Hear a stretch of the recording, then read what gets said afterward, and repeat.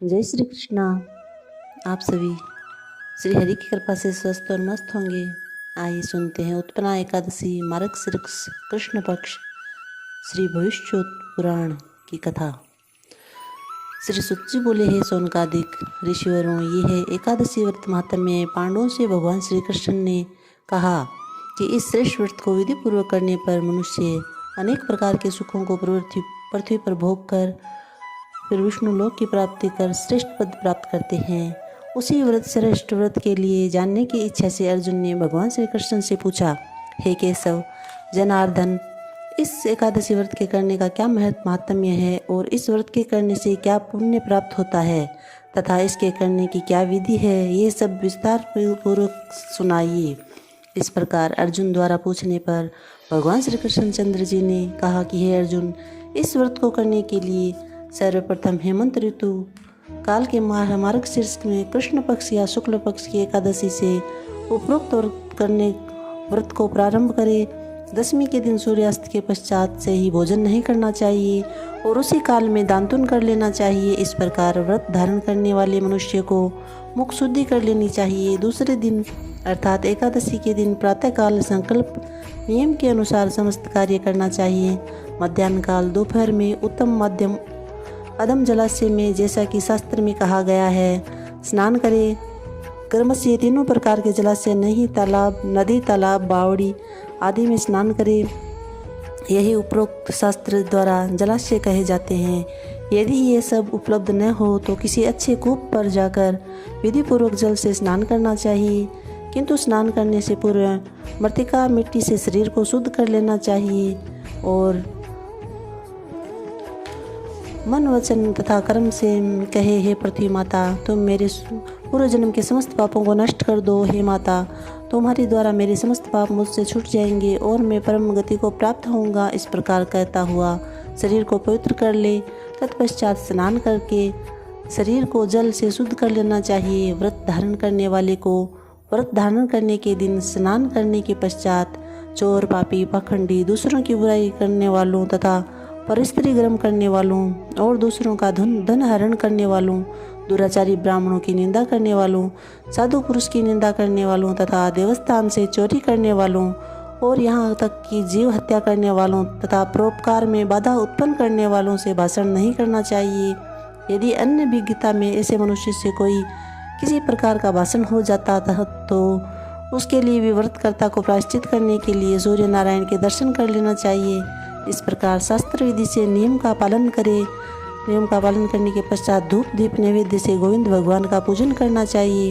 व्रत के दिन व्रतकर्ता रात्रि को दीपदान करे और समस्त रात्रि भगवत भजन तथा कीर्तन में ही व्यतीत करे। इस दिन वह रात को नींद और स्त्री संग त्याग देना चाहिए। यह सब कर्म श्रद्धा और भक्ति सहित करने चाहिए। व्रत के दिन ब्राह्मणों को श्रद्धा सहित दक्षिणा देकर अपनी त्रुटियों की क्षमा याचना करें। व्रत करने वाले धार्मिक जनों को कृष्ण पक्ष और शुक्ल पक्ष की दोनों एकादशियों में कोई अंतर नहीं समझना चाहिए। अब इसका फल सुनिए।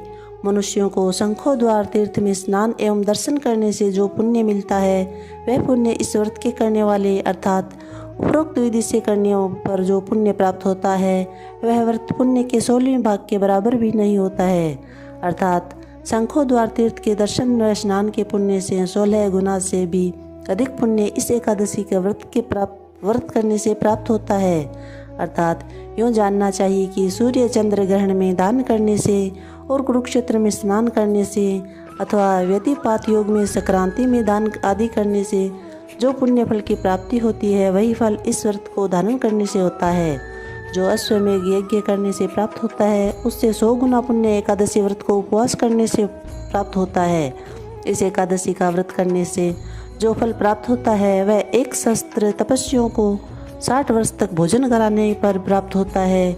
जो पुण्य वेद पाठी विप्रों को 1 सहस्त्र गोदान करने से मिलता है, उससे 10 गुना पुण्य एकादशी व्रत करने से मिलता है। विद्या दान करने से भी 10 गुना फल प्राप्त होता है।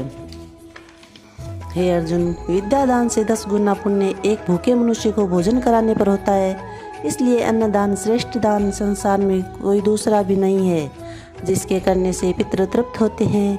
एक बार भोजन करने का फल भी निर्जल व्रत करने के आधे फल के बराबर होता है। उपरोक्त व्रतों में से कोई एक व्रत अवश्य करना चाहिए।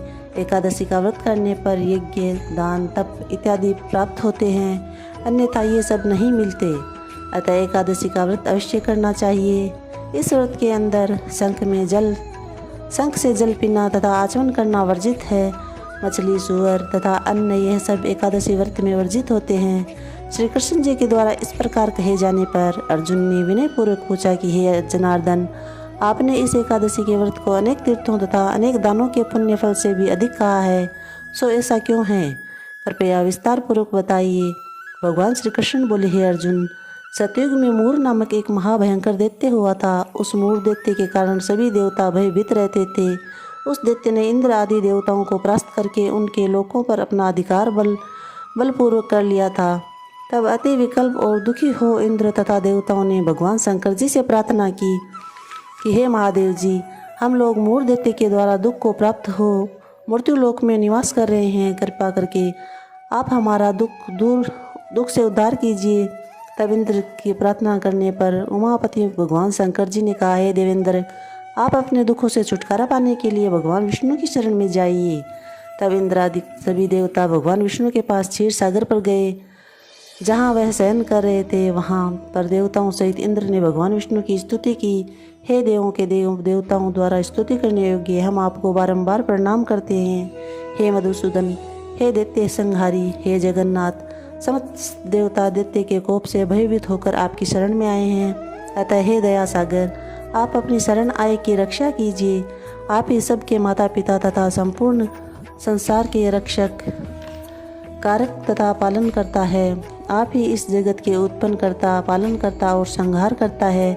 आप ही वह ब्रह्मा और जो सृष्टि रचयिता कहते हैं। आप सर्वव्यापक हो, अंतर्यामी हो, सूर्य, चंद्र, अग्नि, हव्य, मंत्र, तंत्र यजमान हो। आप ही आपकी शरण आए हुए की रक्षा करने वाले हो।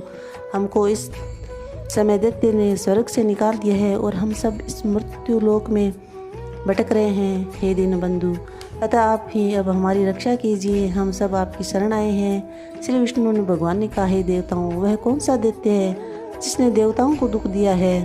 अब वह किस स्थान पर रहता है? यह सब सत्य सत्य भय छोड़कर कहो। इंद्र ने कहा, हे मधुसूदन, ब्रह्मवंश में नाड़ी जंग नाम का एक दैत्य हुआ था। उसका ही पुत्र मूर दैत्य हुआ है, जिसने समस्त देवताओं को कष्ट दिया है।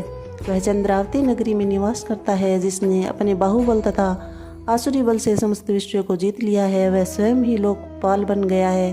चंद्रमा, सूर्य, यम, वरुण, इंद्र इत्यादि आदि का सभी स्थान स्वयं ने ले लिया है। हे कृपा सिंधु, आप उस भयानक बलशाली दैत्य को मारकर देवताओं की रक्षा कीजिए। देवताओं की विनय सुनकर भगवान विष्णु ने कहा, हे देवताओं, आप सब चंद्रावती नगरी में जाकर उस दैत्य से युद्ध करो। मैं भी वहाँ शीघ्र ही आता हूँ। विष्णु की आज्ञा मानकर देवता चंद्रावती नगरी में आकर मूर दैत्य से युद्ध करने लगे, परंतु वे युद्ध में एक क्षण भी न ठहर पाते थे। उस समय भगवान विष्णु भी देवताओं की सहायता चंद्रावती नगरी में जा पहुँचे। तब भगवान विष्णु के साथ युद्ध प्रारंभ होते ही सब के सब दैत्य अनेक अस्त्र शस्त्र धारण कर भगवान विष्णु पर युद्ध करने को झपटे। भगवान विष्णु भी अपने गदा चक्र से राक्षसों के अस्त्र शस्त्रों को काट काट कर गिराने लगे और अनेक दैत्यों को सदैव के लिए मृत्यु के मुख में डाल दिया। किंतु दैत्य राजमूर निश्चल भाव से विष्णु के साथ घोर युद्ध कर रहा था। भगवान विष्णु द्वारा चलाए गए सभी अस्त्र शस्त्र मूर दैत्य के तेज से नष्ट होकर पुष्पों के समान गिरने लगे।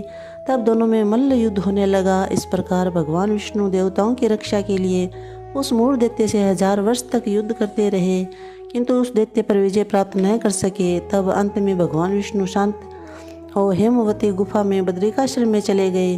भगवान विष्णु उस गुफा में शयन कर रहे थे, तभी वह मूर दैत्य भी उन्हें मारने के लिए उनके पीछे पीछे वहां पहुंचा। वहां पर विष्णु को सोया देखकर मूर दैत्य ने सोचा कि आज इस अपने स्थिर शत्रु को मारकर सदैव के लिए निष्कंटक हो जाऊंगा। हे अर्जुन, जब वह मूर दैत्य मारने को हुआ तो मेरी देह से एक कन्या उत्पन्न हुई। वह रक्षा करने के लिए दैत्य से युद्ध करने लगी। वह दैत्य भी कन्या के साथ लगातार युद्ध करता रहा।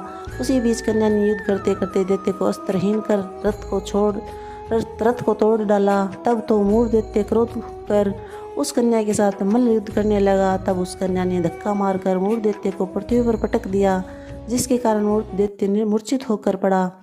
जब उसकी मूर्छा हटी तो कन्या ने उस दैत्य का सिर काट लिया। मूर दैत्य के मरते ही सब दैत्य पातालपुरी को भाग आए। विष्णु भगवान जब निद्रा से उठे तो दैत्य को मरा हुआ देखकर आश्चर्य से सोचने लगे कि इस दैत्य को किसने मारा है।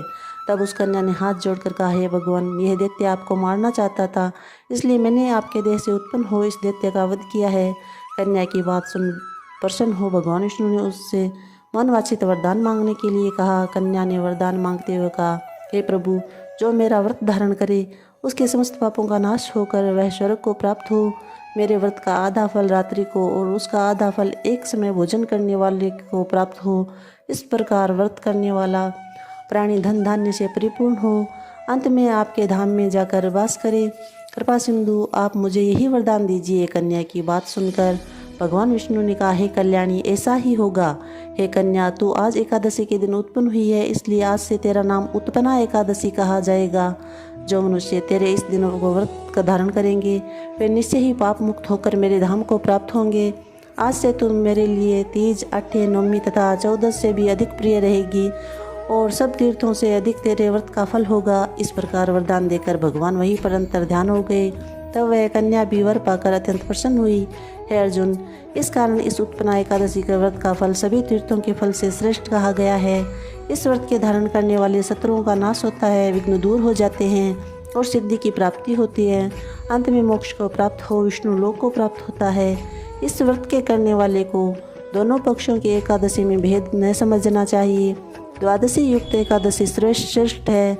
जो विष्णु भक्त है वे धन्य है। मार्गशीर्ष कृष्ण पक्ष की उत्पन्ना एकादशी का व्रत करने वाले मनुष्य को अश्वमेघ यज्ञ का फल मिलता है और वह इस कथा महात्म्य को श्रवण कर विष्णु लोक में वास करता है। अनेक वर्षों तक सुखों को प्राप्त होते हैं। इस व्रत के चौथाई भाग महात्म्य के श्रवण करने वाले को भी ब्रह्म हत्या के पाप से मुक्ति मिलती है। पतित से भाषण करने पर लगे दोष भी तुलसी दल भक्षण करने से देह की शुद्धि होती है तथा पारण में आंवले का फल खाने से भी शुद्धि होती है। यदि कोई भारी संकट आ जावे तो जल से पारण करके भोजन करने पर उनरो भोजन का दोष नहीं रहता। बोले श्री कृष्णचंद्र भगवान की जय। जय श्री कृष्णा। राधे राधे।